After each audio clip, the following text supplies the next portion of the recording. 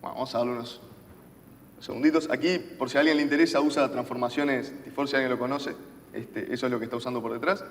Y aquí tenemos creado entonces nuestro controlador de orador con las operaciones de index, de ver detalles, crear orador, editar orador, eliminar, bueno, y el dispose, que es el que se ocupa de eliminar el contexto.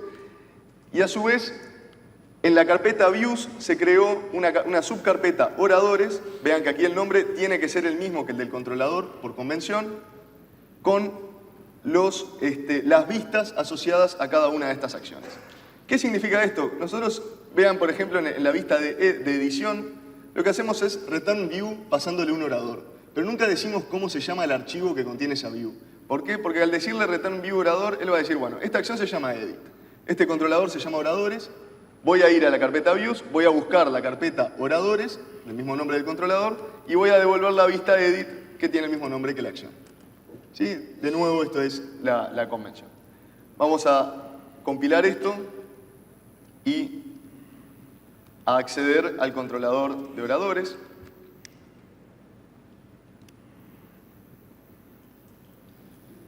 A ver. Vamos a darle F5 por las dudas. Ah, este era otro proyecto. Claro. Vamos a acceder a oradores. Era la demo anterior que me había quedado abierta. Y aquí sí deberíamos ver el conjunto de oradores. Realmente esto no es la forma en que vamos a querer que se vea definitivamente, pero sí tenemos una vista que tiene a los oradores que habíamos creado con su descripción y demás. Y a su vez tenemos la opción de crear un nuevo orador indicando su nombre, su bio, la URL de la imagen y demás. Entonces, todos estos campos que están definidos en nuestro modelo, el scaffolding los tomó y nos creó esta vista de creación, por ejemplo, para que nosotros podamos empezar a trabajar sobre ello. Bien. Entonces, primero que nada, si nosotros vamos a crear un nuevo orador, lo primero que nos aparece son errores de validación. Vean que estos errores de validación se producen client-side. Si yo, digamos, voy cambiando el contenido, esto se va refrescando. Esto se hace vía JavaScript. Y nosotros tenemos un alto nivel de control sobre cómo se produce esta validación que les voy a mostrar a continuación. Entonces, en primer lugar, lo que vamos a hacer es cambiar los nombres. Bio no me gusta y URL foto ni hablar que no me gusta. Estos son los nombres de los atributos que tengo definidos en la clase. Esto quiero que deje de ser así. Y a su vez, el URL foto, no quiero que me puedan ingresar cualquier texto, sino que quiero que me ingresen una URL que apunte a un archivo que tenga una extensión de imagen. ¿Sí? Entonces vamos a llevar eso al modelo. Aquí tenemos nuestra clase orador con los data annotations que mostraba Andrés hoy. Y aquí vamos a poder decir que bio, en realidad, queremos que en su display se llame mini bio. Y URL foto queremos que en su display se llame imagen. Y esto en primer lugar para cambiar los nombres de los campos. Vean que acá se aplica otro concepto que es una de las grandes tendencias también que vemos hoy en día, que es el concepto de dry, do not repeat yourself. Acá básicamente estamos diciendo que el campo nombre es requerido. Y esto produce que tanto en la base de datos se cree digamos, la columna nombre que va a ser creada automáticamente no permita valores nulos, como en la capa de presentación, donde se produce una validación que no nos permite dejar ese valor vacío. O sea, este atributo que está en el namespace de Component Model, que es un namespace genérico del framework, que no está casado ni con presentación ni con acceso a datos, lo que hace es permitirnos definir estas características para que luego sean tomadas por el Entity Framework Code First o que sean tomadas por el MVC para interpretarlas y generar las validaciones necesarias. Bien. Lo otro que vamos a hacer, entonces, es agregar esas características a la imagen, y para ello, como las data annotations que vienen por defecto en MVC no nos permiten hacer validaciones de ese tipo avanzadas, donde queramos decir, bueno, quiero que la extensión solo sea de tipo imagen y demás, vamos a utilizar una librería open source. Para eso, tengo que asegurar de estar conectado.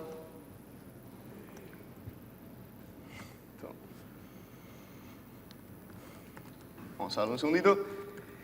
Y la idea es utilizar esta herramienta que se llama NuGet. Miguel la mencionó hoy. NuGet es una herramienta que está integrada con Visual Studio y nos permite acceder a paquetes open source publicados en un repositorio. Y esos paquetes open source, digamos, van a proveernos soluciones a problemas comunes y además Nuget se va a ocupar de gestionar la instalación, o sea, la preparación de nuestra solución para poder usar el paquete, los updates, nos va a avisar cuando existan updates de sus componentes y demás. Entonces vamos a tomar el paquete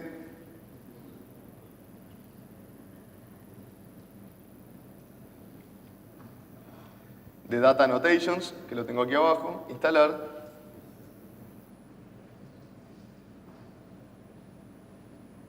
Y ahora lo que voy a decir es que esta imagen tiene que ser una URL y a su vez voy a decir que su extensión tiene que ser de tipo PNG, JPG, JPG o GIF.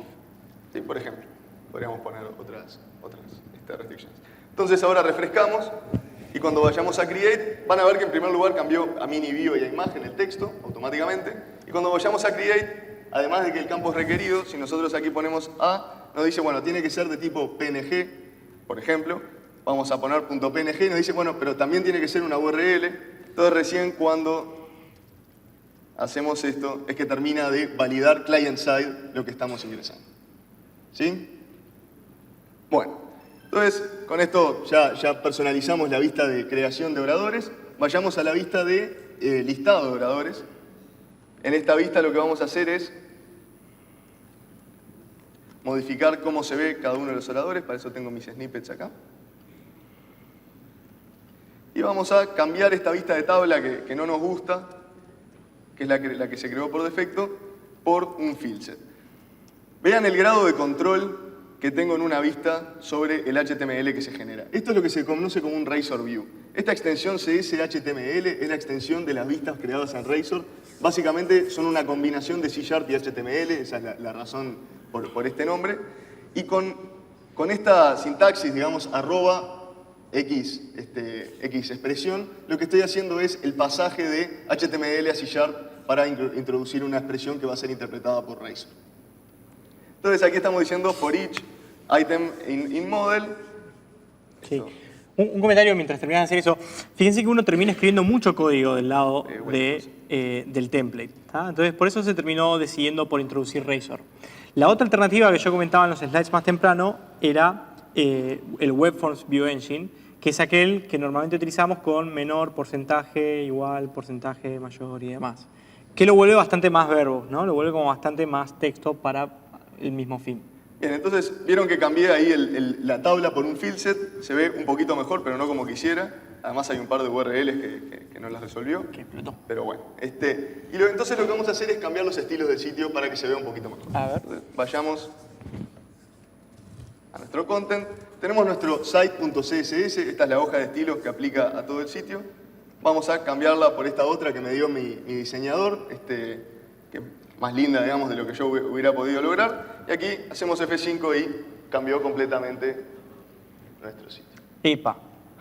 Fíjense, es una gran ventaja, ¿no? El hecho de tener tanto control del HTML, en última instancia, no solamente me va a facilitar cuando tenga que trabajar desde JavaScript e interactuar con el DOM de la página, sino que también me permite aislarme bastante del trabajo de un diseñador. Yo le puedo decir, mirá, vamos a tomar algunas convenciones de cuáles van a ser los IDs para los divs de mis oradores, y él vaya y haga su CSS y después lo podemos integrar. Entonces nos permite como separar bastante mejor la forma en la cual nos vamos a relacionar yo como desarrollador y un diseñador, incluso cuando él trabaje con otras herramientas, porque él podría estar trabajando en un CSS limpio, básico, sin tener que nunca abrir un Visual Studio, ¿no?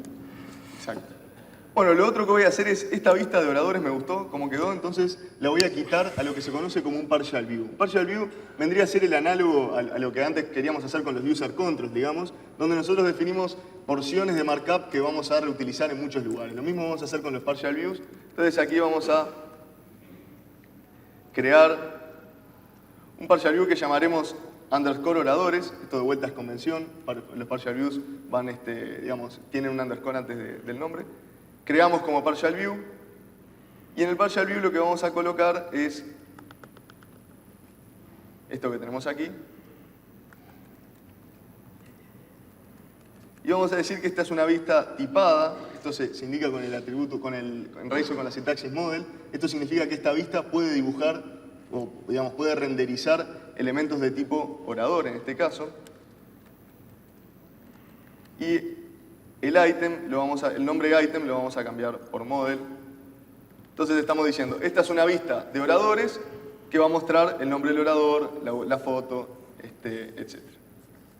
Y lo último que nos queda por hacer es, donde estábamos dibujando cada uno de los oradores, decir, bueno, aquí quiero llamar a la partial view, llamada orador, pasándole el item sobre el cual estoy iterando sobre el cual estoy trabajando en esta iteración. F5, nada debería cambiar. Oradores. Sí, en realidad tiene más sentido que se llame orador. Ahí está. Y entonces vemos la misma página. La ventaja es que ahora quitamos esta vista orador hacia otro archivo y después vamos a poder reutilizarla en otras partes de la solución. Bien, ya creamos nuestros oradores, vayamos a crear nuestro controlador de sesiones, que va a estar basado en la clase sesión, mismo dbContext, lo creamos y de vuelta nos va a crear el scaffolding, todas las acciones de listado, edición, creación y demás, y las vistas asociadas con cada una de las sesiones. Compilamos. F5. Sí. Y lo que vemos es que de nuevo tendríamos que ingresar sesiones para acceder a ese controlador y aquí tenemos listadas las sesiones. Vamos a cambiar un poco esto. No estuvimos viendo no vimos aún cómo es que nosotros hasta ahora nos centramos en el markup que aparece aquí en esta porción blanca y sin embargo tengo todo esto alrededor que está apareciendo. Esta imagen que yo no la declaré en ningún lado, este botón para acceder a la home, el otro botón para acceder a about y demás.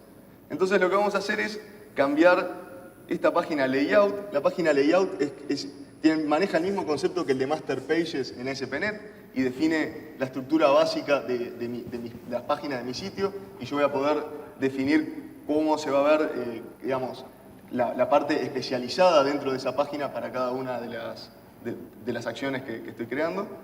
Y aquí lo que vamos a decir es que, además de, digamos, tenemos home, queremos tener un link a sesiones, que se va a llamar sesiones, que va a invocar a la acción index del controlador sesiones.